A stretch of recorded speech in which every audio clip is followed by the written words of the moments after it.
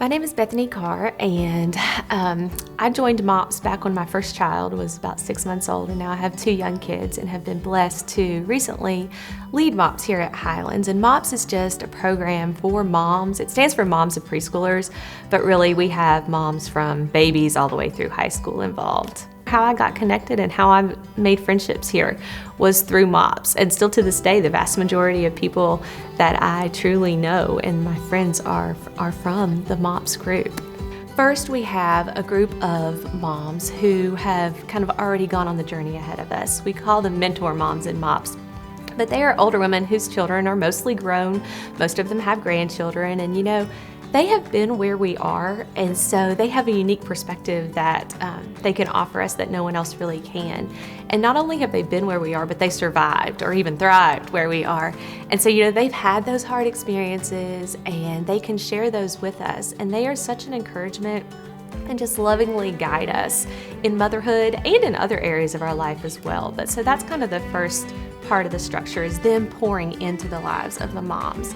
And then second, obviously, it's a group for moms. So we are surrounded with each other, people that are in those trenches of motherhood with us. We strive to create an atmosphere that's a judgment-free zone where you can just, you can talk about all the great things and your kids taking their first steps or going off to college or whatever it is, but also, the struggles and the hard part that isn't necessarily easy to talk about.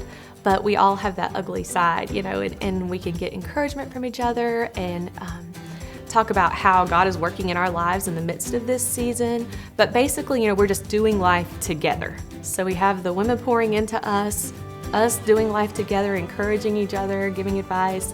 And then ultimately, the whole purpose is that we can pour into our kids.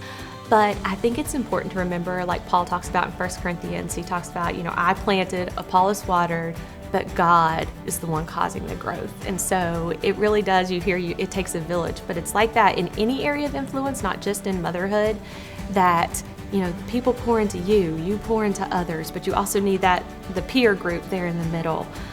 But ultimately, all that we do, we strive to bring glory to God, and we are responsible for their training. But ultimately, God is the one that causes the growth.